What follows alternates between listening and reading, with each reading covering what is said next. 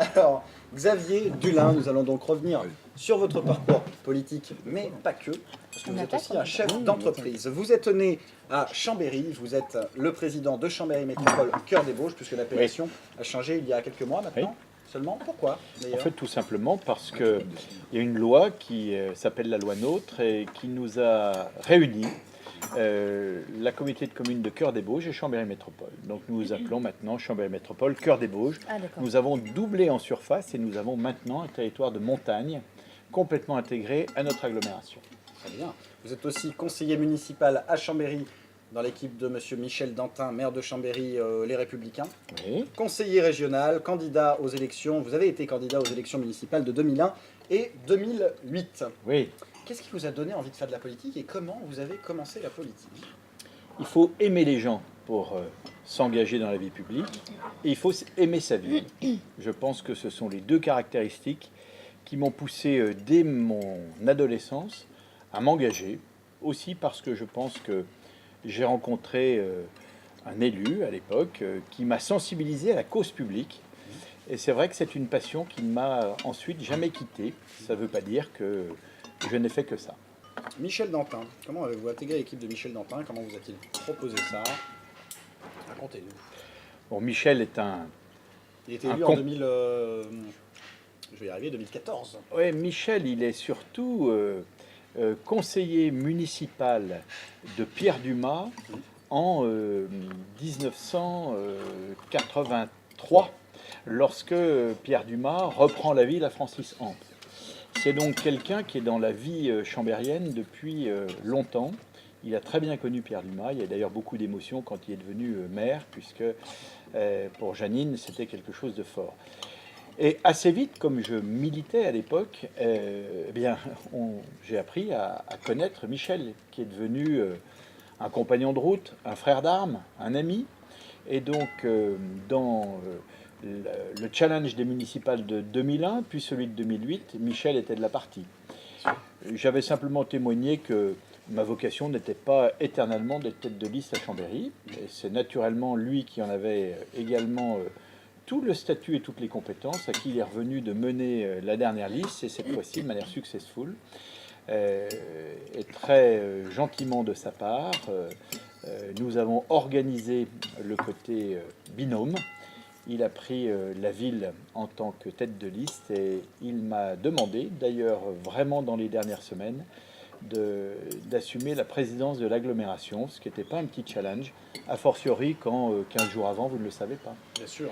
Vous êtes aussi un homme d'entreprise. On rappelle un petit peu votre parcours. Vous avez été PDG, le PDG fondateur de Package Organization, de avril 85 à juillet 98, société qui par la suite est vendue au groupe GL Evans. C'est bien ça. Quelle expérience? Racontez-nous un petit peu quelle était déjà cette entreprise. C'est une entreprise qui était spécialisée dans le tourisme d'affaires et la communication événementielle, et que j'ai cofondée juste à la sortie de mes études avec un de mes professeurs. Assez vite, l'entreprise a grandi. C'était en 1985, et c'est vrai que le marché de la communication événementielle et du tourisme d'affaires à Lyon était en pleine explosion, et donc nous avons rapidement surfé sur cette vague. J'espère qu'on avait aussi quelques talents de professionnels. Et en 1998, le groupe GL Evans était déjà très présent sur ce marché-là. Il m'a semblé qu'il y avait une opportunité que de continuer notre croissance et notre développement en s'adossant sur ce groupe qui est devenu d'ailleurs, non pas grâce à nous, mais qui est devenu un groupe mondial comme chacun le sait. Vous êtes redevenu donc après directeur général de Package Evans jusqu'en mars 2013. Oui, l'anecdote est pas banale. C'est quand on cède sa boîte, généralement on l'accompagne un peu, ce que je faisais à temps partiel, mais on n'en revient pas le directeur général. Et il s'est passé une anecdote, c'est que le président de Package est tombé gravement malade. Il s'en est d'ailleurs sorti, heureusement. Et Olivier Ginon, le président du groupe, m'a alors demandé de prendre la direction générale par intérim, mais je ne l'ai jamais quitté jusqu'à ce que je décide une autre orientation professionnelle. Voilà, mais ça a été une belle aventure au sein d'un grand groupe international. Et oui, puisque la suite, depuis avril 2013, vous êtes le directeur général de la société Terra Conseil, une filiale du groupe Mérieux. C'est bien ça, voilà. Les gens qui me connaissent savent ma proximité avec M. Mérieux depuis bien longtemps. Ça a été d'abord un de mes clients dans les années 90. J'ai été élu avec lui à la région Rhône-Alpes, ce qui nous a rapprochés, entre guillemets. Et il y a quelques temps maintenant, 4 ans, la société de communication du groupe, qui s'appelle Terra, devait s'ouvrir sur l'extérieur. Et il m'en a proposé le challenge. Donc, quand M. Mérieux propose quelque chose, c'est difficile de dire non. Bien sûr. Et ça m'a plu de revenir dans une aventure d'une agence plus à taille humaine. Et c'est reparti pour un tour, particulièrement en communication scientifique et innovante et en communication événementielle. Très très bien. On a demandé un petit peu, on s'est renseigné comment vous voyez votre entourage professionnel. Je parle de la politique pour le coup. Ma deuxième vie, mais avouable. Votre deuxième vie. Vous considérez que la politique, c'est que La police, non, je veux rien avoir. Non, que la j'espère, politique, j'espère. c'est votre deuxième vie. Elle n'est pas la première, c'est avant tout votre travail en Il entreprise. faut faire très attention à ne pas mélanger les choses. J'ai une vie professionnelle, Oui. c'est ma vie en entreprise, et j'ai une vie institutionnelle, c'est une mission. Donc je suis très attaché à cette double vie bien distincte, qui n'est d'ailleurs pas dans les mêmes lieux géographiques la plupart du temps. Alors vos proches professionnels en politique en tout cas vous voient comme quelqu'un de très exigeant, de fidèle et de proche de vos collaborateurs, de très réactif, et on m'a dit que vous aviez beaucoup d'humour. Bon, eh ben, c'est pas mal. C'est pour ça que vous êtes dans l'émission ce soir. Ils avaient envie que je leur parle comme il faut demain matin, alors Tout à c'est pour fait. ça. Et en même temps, niveau communication, ils n'allaient pas dire le contraire. Bon, ben écoutez, voilà, mais on va le voir si ça c'est vrai. Exigeant, fait. c'est normal. Tout à fait. Alors moi, je me suis dit quand même, en préparant un peu l'émission, qu'avec toutes vos activités, c'était quand même votre travail en entreprise que vous continuez, vos fonctions en politique, c'est des semaines de travail quand même juste énormes. On n'a pas le temps de s'embêter. Ouais. Faut Comment être- vous partagez votre semaine justement? C'est une semaine type de travail pour vous, Xavier. Donc la semaine se structure 3 premiers jours à Lyon. Pour votre mercredi- entreprise. Pour l'entreprise. À Lyon et partout ailleurs. Hein. Le mercredi soir, je redeviens chambérien. Oui. Et puis, c'est la vie institutionnelle jusqu'au samedi soir. Et le dimanche est sacré, il est pour La famille, quand pour même. la famille. Voilà. Très bien, Et heureusement. il n'y a pas de dérogation à cela. Très bien. On va parler un petit peu des futurs gros projets dans la ville de Chambéry que vous connaissez bien, par exemple la nouvelle gare. Oui, le futur pôle d'échange multimodal qui a commencé, Voilà. et le chantier a commencé. Oui. Qu'est-ce que vous voulez Il savoir? sera fini quand? Alors, il sera fini au C'est une bonne premier question. semestre 2019. Ce nouveau pôle d'échange multimodal qu'il fallait absolument lancer. Hein. La plupart des villes du sillon alpin ont leur pôle d'échange multimodal. Bien sûr. Or, à Chambéry, vous avez 3 600 000 voyageurs par an dans cette gare. Ouais. Et on est portier des Alpes, c'est dire que notre statut de portier des Alpes est tiré des échanges avec nos voisins. Bien sûr. Donc une gare à Chambéry, c'est pas rien.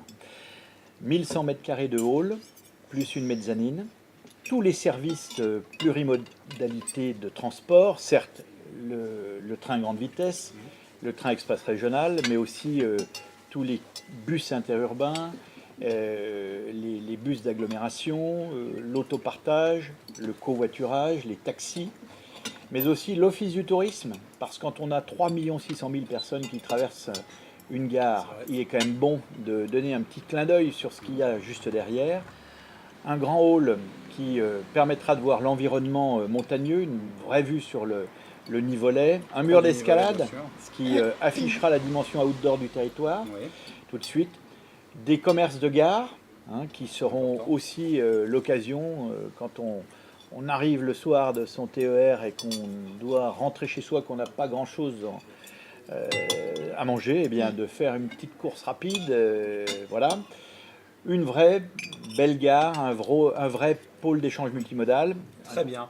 Le boulevard de la Colonne, Ah qui est quand même un nouvel aménagement qui va démarrer prochainement, qui est déjà un petit peu démarré d'ailleurs sur, sur le réaménagement.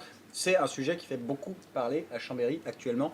Quel va être le projet final? Puisqu'on sait qu'il y a eu plusieurs scénarios d'aménagement possibles sur le boulevard de la Colonne, qui est quand même un endroit stratégique à Chambéry. Quel sera le projet, quel est le projet sélectionné? Vous verrez qu'avec le pôle d'échange multimodal, le nouveau centre aqualudique et les boulevards, on va avoir un nouveau visage de Chambéry, qui va ainsi vivre pleinement avec son époque. Et la démarche que le maire a souhaitée, c'est justement de laisser des jeunes étudiants en architecture travailler comme un incubateur à projet. Lyonnais. Oui, Des Lyonnais, d'ailleurs. il y a effectivement une équipe lyonnaise. L'idée est tout simplement qu'il porte un regard sur ce qu'est ce boulevard d'entrée à l'architecture 19e et de leur laisser l'esprit libre à leur imagination.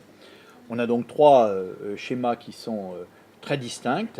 Le dernier qui est en fait plus un jardin urbain qu'un boulevard aligné. Voilà.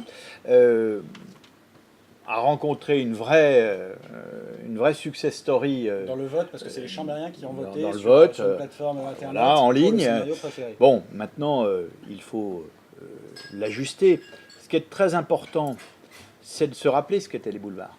Bien sûr. Parce que votre génération, Hugo, Marjorie, ils n'ont connu que les bus. Ouais. Les On n'est boulevards. pas de la même génération. Hein. T'as connu les 2 chevaux, toi, non? Quand même. Ouais. Les Un peu boulevards, d'écouter, enfin quand même. les boulevards, c'était l'endroit où nous allions jouer avec mon pote Michaud, qui habitait au 1 de l'avenue du Général de Gaulle, lorsqu'on rentrait de l'école, parce que c'était un espace qui était fait pour les familles. Il y avait un glacier, il y avait quelqu'un qui vendait des marrons chauds, ça n'a pas changé. Il y avait un petit square et un petit manège. L'idée, c'est de retrouver ce lien doux qui va concilier cette architecture 19e avec des immeubles et des hôtels particuliers extraordinaires, les commerces qui vont avec. On a beaucoup dénaturé le commerce des boulevards. L'idée, c'est de le requalifier et que ce soit cette porte d'entrée vers tout cet espace piétonnier qu'on a par ailleurs dans la ville. Donc, laissons libre cours encore à la vie des Chambériens, quelques ajustements créatifs, et puis vous verrez, ça va être superbe. Eh ben, on y espère, on y croit en tout cas. Et enfin, il y a beaucoup de projets actuellement en cours à Chambéry. J'ai essayé d'en sélectionner 3 qui font beaucoup parler. Il y a aussi la piscine du stade. Oui, un centre aqualudique ouvert Qui va être 300... assez immense, j'ai l'impression, Ouais. en voyant les plans. Oui, à l'intérieur, 8 couloirs de nage, un bassin d'apprentissage, un côté hammam, sauna, remise en forme. En extérieur, 3 couloirs de nage 50 mètres, tout un espace aqualudique avec un parcours, un petit peu spa.